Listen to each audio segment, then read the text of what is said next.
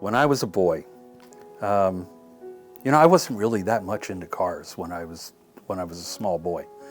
I fell in love with the one car originally, and that was the Aston Martin from James Bond.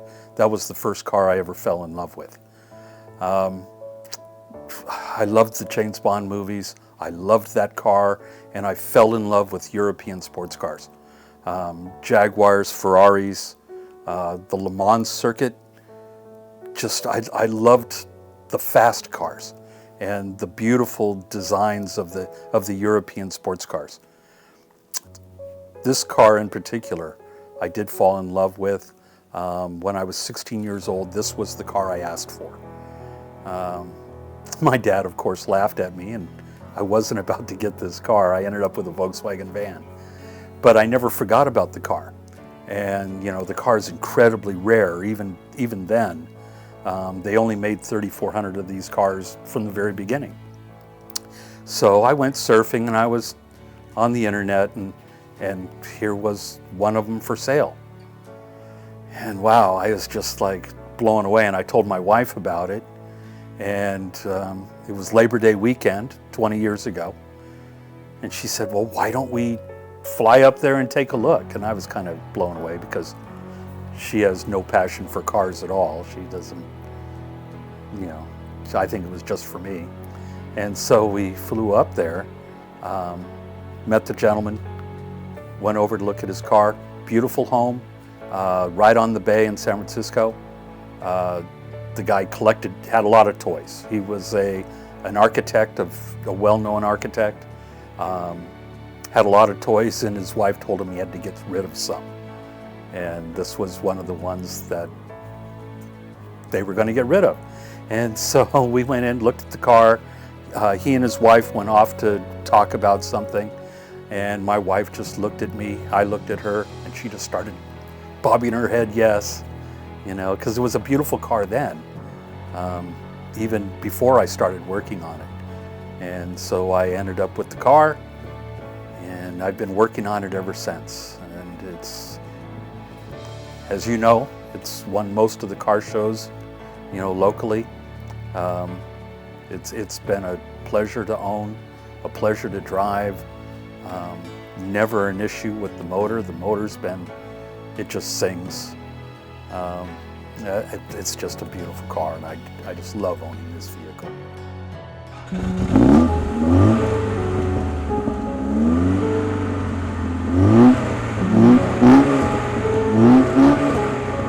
Hello, darkness, my old friend. I've come to talk with you again, because a vision softly creeping left its seeds while I was sleeping, and the vision that was planted in my brain still remains within the sound of silence. In restless dreams I walked alone, narrow streets of cobblestone, neath the halo of a street lamp. I turned my collar to the cold and damp, when my eyes were stabbed by the flash of a neon light that split the night and touched the sound of silence. And in the naked light I saw 10,000 people, maybe more. I wanted to make everything perfect, so I started replacing things one at a time. I replaced the carpeting, put in Scottish wool. I replaced the interior with leather, all leather on the inside. I had the car repainted. There was some rust issues, and these cars, that's why they disappeared. That's why there's only 100 to 125 left in the world, was rust issues. So there was some rust in the side panels. I wanted to get that removed and replaced with sheet metal. So I had that done. I had all the rust removed, new sheet metal installed, and had the car painted bottom, front to rear. You know, it's got the new tires on it, which were hard to find. You can only get those from Coker. I've had all the chrome redone, and just loved the car. I mean, it needs work now and then, as any car of its kind, but the cast iron engine is original, hasn't been rebuilt, still runs beautifully, it purrs. The car's a pleasure to drive, especially when you get it up to speed. These cars, they love to drive on the open highway. Well, you know, there's a uniqueness. Of course, there's many great Alfas. There's some incredible, great collectible Alfa Romeos. Giuliettas, they're wonderful cars. They're very small. They're a pleasure to drive. They're peppier, more peppy than the 2000 is. The 2000 is a touring vehicle, famous for how smooth it was to drive, and how it loves to be on the highway and to cruise. It is a touring vehicle. It's the only convertible four-seater that, of course, Alfa Romeo ever built. But they made very few. The 2000 or the 102 series was not a popular car. The sedans were not very attractive. The only car that they really got any numbers out on, the 3400, was the Spider, which they, you know, most which were shipped to the United States. One of the other unique things about this car is, like I told you earlier, there's only 100 to 125 restored units in the entire world.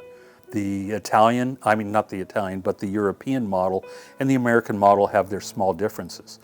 The European model, the hood scoops are spread further apart. The American model, they're right next to each other with the chrome strip between. Also, on the side, you'll notice that the one chrome piece only goes right there on the quarter panel. On the European model, it goes the entire length of the car. Just a few subtle differences. But it's interesting because even though this wasn't the most popular model created by Alfa Romeo, it has certainly become one of the most collectible.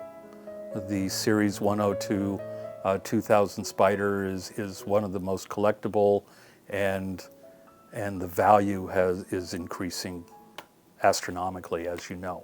It is the cast iron series, which was also used on the 1900, a little bit smaller. The 1900 also had a cast iron engine, and that's why this car is commonly called the cast iron Alfa. Of course, it's known for its longevity. The car keeps running and running. It has a 5-speed transmission, dual overhead cam Hemi engine, but still a 4-cylinder. I believe it's 102 horsepower, and like I said, was a little heavy. So the acceleration was a disappointment when this car first came out. But the pleasure of the car was the cruising. Top speed, I believe, is around 110. And when you get it on the road and you're driving highway speeds with the car, you just can't help but smile. My wife and I used to love taking it down to Laguna Beach, and we would park it on the street and sit in an outside cafe, and we'd watch the crowds form around the car, and that was just a pleasure. You know, that was, for us, we'd have to chuckle every time that would happen, and people would be looking at the car and surrounding the car and trying to figure out what it is, and that was always a joy.